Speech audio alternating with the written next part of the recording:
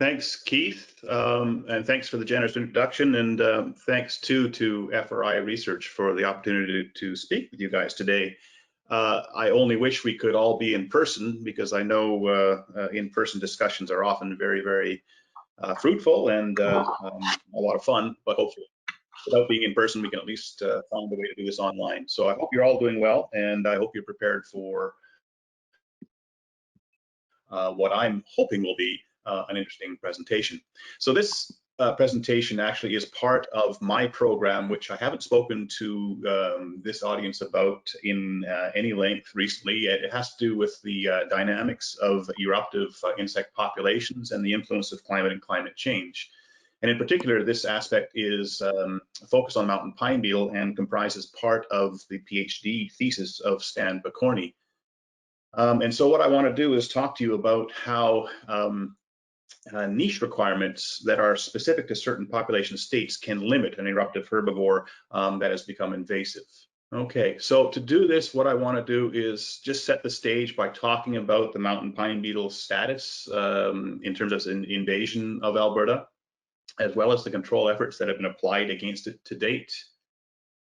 And then I want to bring our attention onto what is called an inevitable collapse, because the populations themselves cannot remain epidemic forever. And as we've seen multiple times in British Columbia, and I'm guessing we'll soon see in Alberta, there will be a collapse of these epidemics, which asks then what happens afterwards. And so I will outline the potential outcomes associated with an epidemic collapse in terms of the potential for persistence or even possible extinction. And then I will focus a little bit on the mechanisms behind these two outcomes and talk about population state dependent niches, and I'll give that a bit more detail when we get there. And then I'll bring the presentation around to the overarching question, and that is, will endemic mountain pine beetle populations persist in these habitats that they've recently invaded east of the Rocky Mountains? I'm going to cherry pick from a couple of studies that we've conducted over the years that will help me quantify the endemic niche in both the native and novel habitats. And we're going to look at it from a couple of perspectives. We're going to look at it from the point of view of bottom-up interactions, which refers to the interactions of the mountain pine beetle in the endemic state with tree availability as it pertains to the different habitat types. And we'll also have a quick look at top-down interactions in terms of how endemic mountain pine beetle interact with subcortical competitors and predators in each of the habitat types.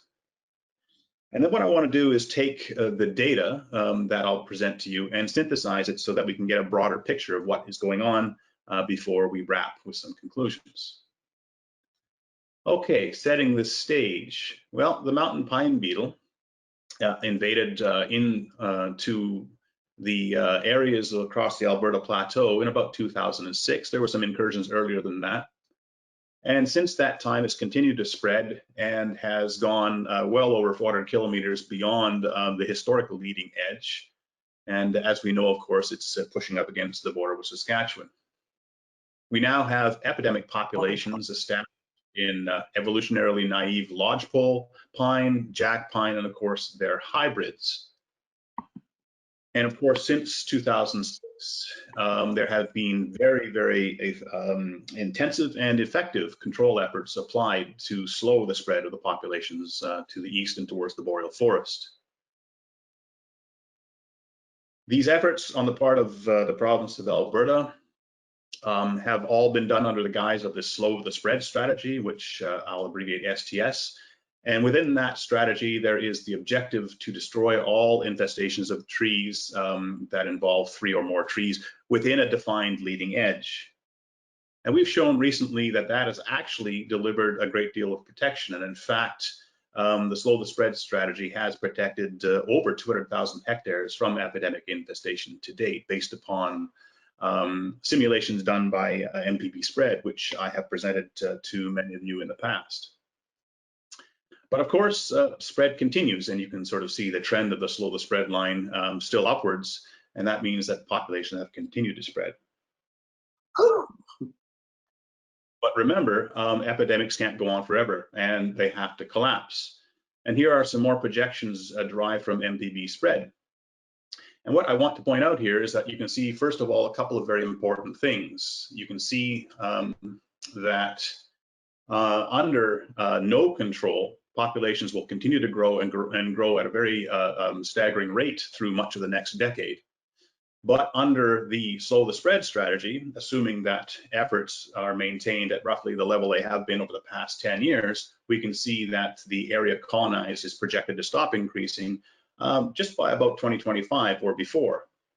What's interesting there is that lower investments in control, if that's going to be the scenario going forward, will deliver slightly different results, but the plateau does manifest nonetheless. So if we reduced the slow spread strategy to 70% or 35% of past efforts, you can see how this does affect the plateau and the timing of that plateau. Now, what's interesting is that this plateau is fully expected simply because it speaks to declining areas eligible for colonization. And this is what I mean here. But in point of fact, this is exactly the sort of outcome we expect with the mountain pine beetle and have seen repeatedly in British Columbia in its native habitat, simply because spread is a function of population size and habitat quality. And as populations decline, either through control efforts or depletion of hosts, so does the probability of successful dispersal to new unoccupied habitats. And so effectively what happens, the population runs out of steam and will ultimately collapse in on itself. And indeed, this is why, despite the massive hyperepidemic that occurred in British Columbia over the past couple of decades, it really only amounted to about the mortality of about 60% of mature pine, and not all of it, simply because the populations ran out of steam.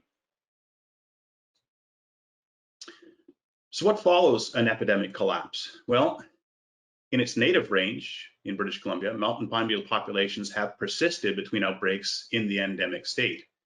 And you can see them here. So effectively, it doesn't go necessarily extinct over a larger landscape, but persist at very, very low densities. Transitions to the epidemics are what actually causes locally populations to erupt and begin to spread over landscapes. It's important, and I have to emphasize this very, very extensively, and that is that endemic populations are not the same as epidemic populations. The niches they occupy are entirely different. And so just to summarize this very briefly, epidemic populations comprise beetles that preferentially colonize highly defensive trees using pheromone-mediated mass attacks. And we see this all the time. In fact, this is the most common state of our perception of the population of mountain pine beetles. But in point of fact, the most common state through time is that of the endemic condition. And here, populations of beetles preferentially colonize defensively impaired trees, almost always trees that are also occupied by other secondary bark beetle species. And so as you can see here, the niche that is being occupied by these two different population phases is entirely different. And some work done recently by Jordan Burke showed that this is actually a consequence of state-dependent maternal effects. So in other words, where populations are in the epidemic state, it means that offspring of epidemic beetles tend to be epidemic, and their preference for host trees will reflect that of their parents in that they only want to colonize highly defensive trees. And yet populations that are in the endemic state, beetles that are derived from parents that are endemic, will prefer to be endemic themselves. And these population states switch back and forth, depending upon beetle population density. So let's look at the endemic niche, and let's consider what it looks like in native lodgepole pine. Well, typically we're talking about populations of beetles that are quite small, much less than 300 females per hectare, which would be just about the threshold number of beetles required to successfully mass attack a large diameter healthy tree. And in point of fact, when I first began looking at endemic mountain pine beetle populations, I often found them to be comprised of densities that were less than 10 females per hectare based upon extensive surveys. So the niche itself, it is built from trees that are smaller than the standard average. These are typically suppressed trees that have been outcompeted by their neighbors, and or trees that have vigor impairing conditions. And these can be injuries from biotic or abiotic agents, things like wind, things like root rots, things like other insect species that can actually cause the vigor of trees to be impaired. And as I said before, we also see that these beetles that are in the endemic state, the niche is also occupied either previously or concurrently by a whole group of secondary bark beetle species. And you can sort of see this here, where very small populations are almost always associated with secondary bark beetle species. And in the case of the native range, this is typically species like Pseudops mexicanus, Orthotomachus latidens, or Hylergops species. And if you look at trees, you can actually see this going on. So what you're seeing in the central image there is a characteristic mountain pine beetle gallery, the hockey stick shaped entry hole packed up with frass. But that is intermingled amongst all kinds of other attacks by other bark beetle species. And what you're seeing in the image here is both a gallery of Pseudops mexicanus as well as an adult beetle in that gallery. And of course, this is the kind of thing that you would find in a suppressed tree in a stand, such as what you can see in that lower right image there, where that young tree has actually died as a consequence of bark beetle infestation. That did involve a very small number of mountain pine beetles, along with other members of the secondary bark beetle assemblage. So this brings us then to the questions that I want to address in this presentation. And there's two related ones. The first question is proximate, and that refers to whether or not there is a viable endemic niche within evolutionarily naive lodgepole, jack, and hybrid habitats. And then the ultimate question is, will sub-outbreak populations of mountain pine beetle persist in these novel pine forests after these populations collapse? So as I said, what we did was effectively begin to examine endemic populations and endemic niche conditions across a long and a large area that involved a great deal of effort and time. And indeed, this study will show data that were derived from this 800-kilometer transect that ranges from the native range through to the boreal jack pine. And through that transect, we located 8 regions that we wanted to examine. And within them, we had 16 stands that were well removed from any epidemic mountain pine beetle populations. All of the stands were considered highly susceptible to mountain pine beetle based upon the Shore and Safranic susceptibility rankings. And indeed, we started out initially by selecting these 4 areas to represent the 4 habitat types. So our co-evolved lodgepole pine, naive lodgepole pine, hybrids, and of course the jack pine. In all of these stands, we had areas that were at least 6 hectares. In fact, the stands ranged in size from about 6 to 18 hectares in total size. They comprised at least 70% lodgepole pine or jack pine or the hybrids, and they were over 80 years of age. So very good habitat for the mountain pine beetle in the epidemic state. Interestingly, we actually examined the genetics of each of the stands, and we found that our hybrid stands actually had introgression that was less than 20% lodgepole, which led to us reclassifying these stands ultimately to 3 forest types: jack pine, naive lodgepole pine, and co-evolved lodgepole pine. And so we grouped our Slave Lake and Athabasca River sites with our Lac La Biche and Plamondon sites as our jack pine representatives. And so the abbreviations JP for jack pine, LPN for naive lodgepole, and LPC for co-evolved lodgepole will be the designation that we use going forward. Now, in each of our 16 stands, so 6 of our co-evolved lodgepole pine, 6 of jack pine, and 4 of naive lodgepole pine, we conducted 100% censuses of all of the trees and all of the stands at multiple times in a given year to identify endemic susceptible trees. And those were trees that were recently attacked or currently occupied by secondary bark beetles, but had detectable amounts of healthy unutilized phloem. Anytime we encountered these trees, of course, we measured them quite in some detail. The surveys were conducted between about 2001 and 2003 in the co-evolved lodgepole pine, so that we could actually conduct these things ahead of the hyperepidemic to ensure there were no epidemic beetles in the vicinity. And that was work done by myself. And then later on in the novel or the naive lodgepole pine and the jack pine, surveys were conducted between 2014 and 2016 by Stan Picorni. In all of these cases, subsamples of endemic susceptible trees were harvested and transported to the lab for further detailed assessments as they were dissected. So that's an overview of the methods for the studies that I'm going to present. Now we should just look quickly at some of these results within the context of the endemic niche. So what I'm going to do is, moving forward, is show you a series of graphs. The graphs will have along their x-axes the indication of the habitat type. So I'll remind you again that LPC is the co-evolved lodgepole, LPN is the naïve lodgepole in Alberta, and of course the jack pine. And what I want you to take from this first overview is that there are significant structural differences in susceptible stands among the habitat types. So despite all of the stands that we selected being considered to be highly susceptible to mountain pine beetle, there still were very significant structural differences. And in particular, the co-evolved and naïve lodgepole pine types were 2 to 3 times denser than the jack pine habitats. And not surprisingly, as a consequence then, the intertree competition, which we used or we measured as a stand density index or quadratic mean diameters, they were similar in both lodgepole pine habitats, but much, much lower in jack pine.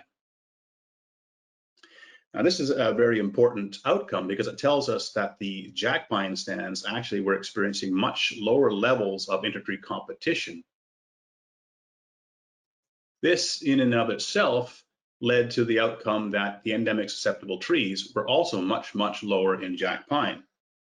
So effectively, in our co-evolved and naïve lodgepole pine habitats, there was 3 times the abundance of the endemic susceptible trees versus what we found in our jack pine stands. And this is a direct outcome of the fact that the jack pine stands were exhibiting lower levels of intertree competition and lower levels of tree suppression.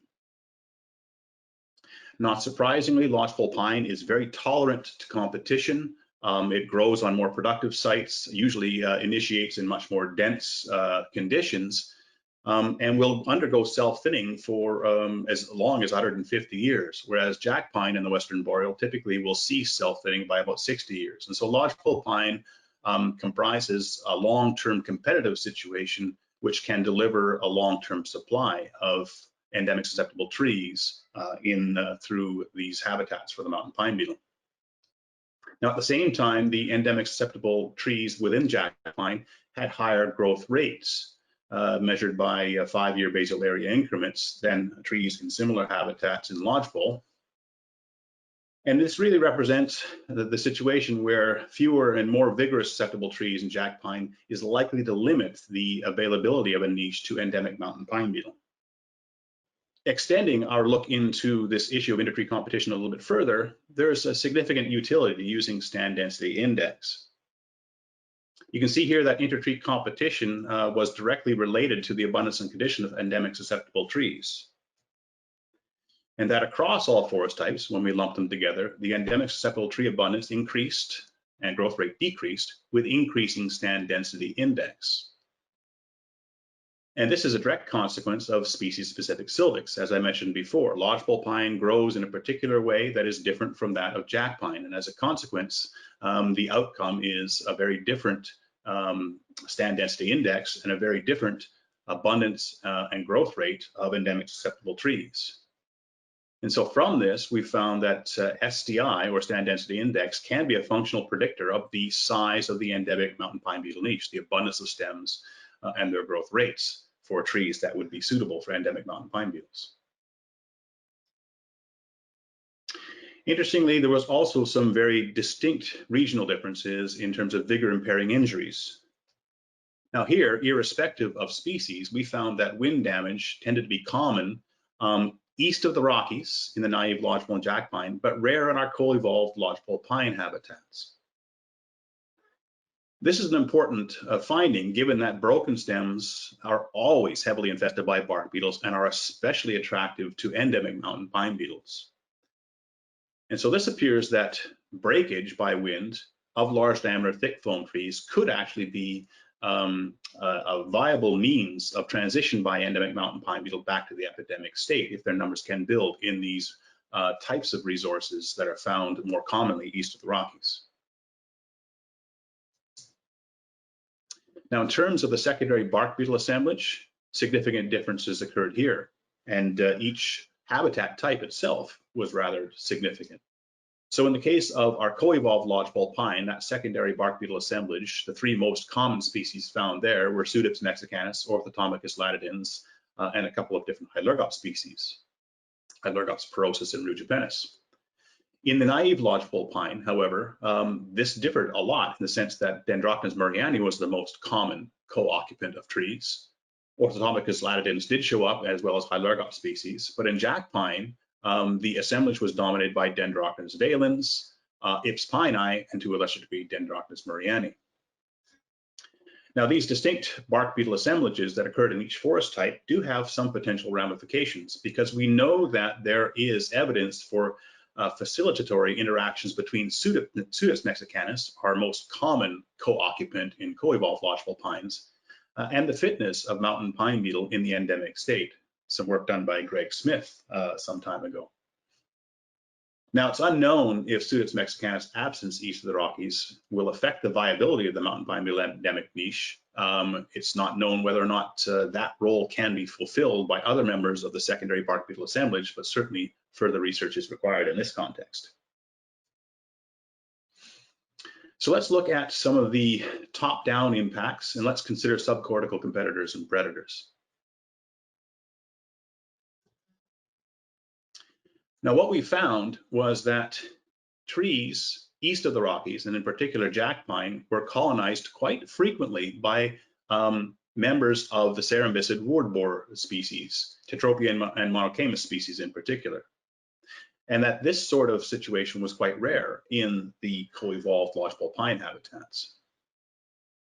In fact, nearly half of all of the susceptible trees in jack pine were colonized by these wood borer species. Now, what's really interesting and important with this finding is that wood borers are well known to be facultative intraguild bark beetle competitors and predators. And this is just a big mouthful that really refers to the fact that wood borers not only will compete for the same resource as bark beetles, given that their larvae feed on the phloem for a period of time before they actually bore into the sapwood, but that wood borer larvae are also indiscriminate feeders, and oftentimes when they encounter bark beetle larvae will eat them as well. So they're considered to be facultative intraguild predators in that context. And so the presence of wood borers and the high frequency of wood borers, particularly in jack pine, is very likely to limit the availability of fresh phloem in these endemic susceptible trees for the mountain pine beetle in jack pine. Interestingly enough, this is reflected further by a look more closely at the outcome of wood borer presence in naïve lodgepole and jack pine. And when wood borers were present in these endemic susceptible trees east of the Rockies, as much as 19 times the amount of phloem was consumed. And so the presence of wood borers is a very significant competitive disadvantage to any mountain pine beetle that could be endemic, particularly in jack pine. So exploitation competition by the wood borers will limit the available phloem to the endemic mountain pine beetle, especially in the western boreal jack pine habitats. A final look at the role of the top-down impacts has to do with an interesting finding that woodpeckers focusing on wood borers can have a significant additional spillover impact upon potential endemic mountain pine beetles. The probability of woodpecker predation tends to increase with the tree size, and woodpecker foraging on an endemic susceptible tree is significantly more likely when wood borers are present, again, especially in jack pine. And so the niche for mountain pine beetle is further constrained in jack pine, given the potential spillover predation for woodpeckers that are seeking out these big, juicy wood borer larvae. And you can imagine if you're a woodpecker looking for a meal, your preference would be for a big fat wood borer larva as compared to a small rice-sized mountain pine beetle or bark beetle larva in general. And so spillover predation, as woodpeckers preferentially focus on trees with wood borers, can actually lead to opening of the phloem and direct mortality to other bark beetles, including endemic mountain pine beetle. So I've gone through these data rather quickly, and what I want to do is slow down a little bit now and present it back to you more in a synthetic form. So species-specific sylvics affect the availability of an endemic niche to the mountain pine beetle. So lodgepole pine tolerates competition and self-thins to approximately 150 years. So this means that there is a steady supply of suppressed trees to the secondary bark beetle assemblage, which will include the mountain pine beetle. But by contrast, jack pine in the Western Boreal tends to cease this self-thinning activity by about 60 years of age, abruptly ending the availability of suppressed trees. And so lodgepole pine habitats, both the co-evolved and naive lodgepole pine that is existing east of the Rockies, comprise long-term supplies of endemic-susceptible trees and are likely to be suitable habitats for mountain pine beetle populations to persist in the endemic state.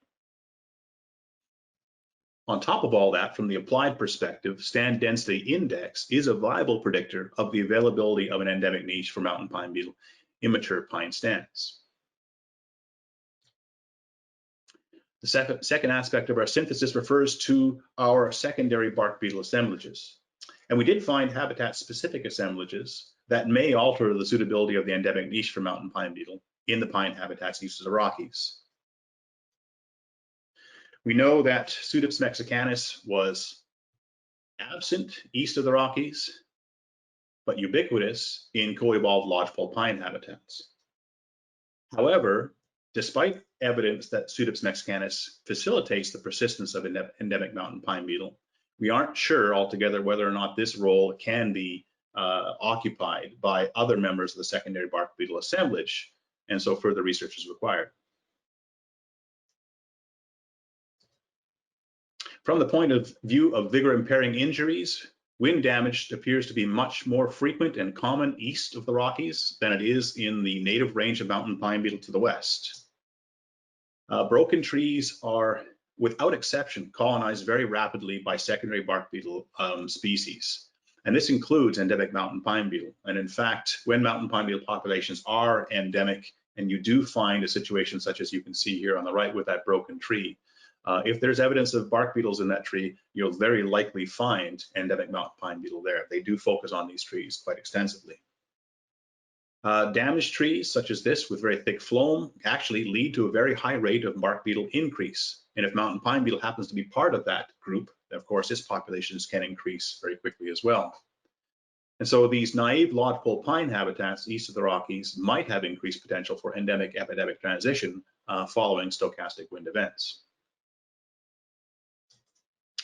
And finally, the wood borer species that we encountered, both Tetropium and Monochamus, commonly infest endemic-susceptible trees at the same time as bark beetles, particularly in jack pine habitats. This is something I had not seen, nor had any of my colleagues seen previously in the native range of mountain pine beetle. Typically, the sequence of infestation begins with bark beetles and ends with wood borers, and they do not tend to occur concomitantly in trees with any frequency.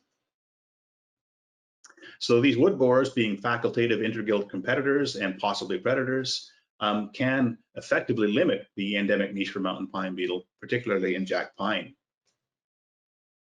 And on top of all that, woodpeckers, which are foraging for a decent meal, are going to focus on the presence of wood borer larvae.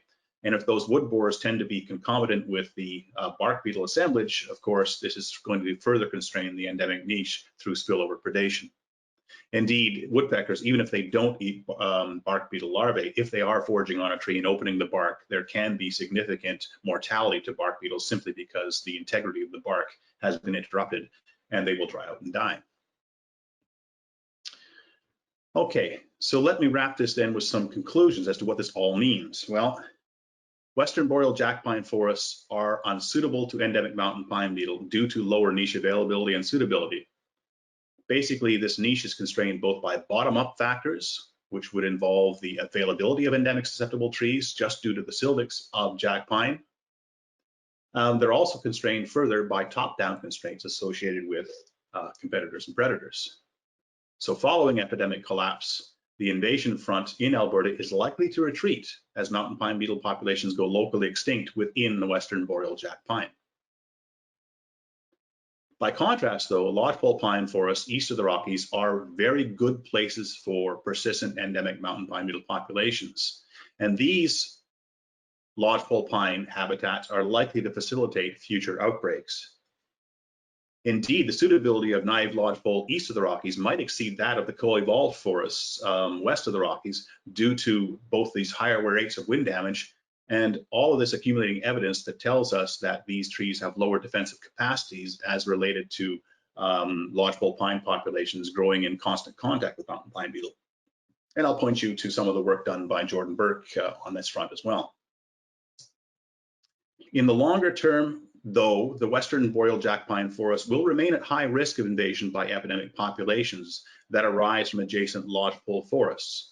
So the mixing and intermingling of lodgepole and jack pine across central Alberta provides an opportunity for any population of mountain pine beetle that persists in lodgepole to erupt and spread back into jack pine and continue the eastward spread. So the collapse and the local extinction of mountain pine beetle from jack pine in the current invasion wave can be reinitiated if an outbreak were to start again in the lodgepole pine in Alberta. Finally, management of lodgepole pine forest east of the Rockies needs to begin to accounting for future mountain pine beetle eruptions and impacts. And I'd suggest that proactive management that prioritizes perhaps harvesting of stands based upon stand density index, which we've shown to be related to the abundance of endemic susceptible trees, would be a viable proactive measure to limit localized eruptions throughout the lodgepole pine in Alberta. And with that, I'd like to say thanks. I would also like to acknowledge the funding delivered to this research that has spanned a couple of decades. FRI research as well as NSERC were involved, and the early work was funded by the Mountain Pine Beetle Initiative of the Canadian Forest Service. And with that, I am happy to answer any questions.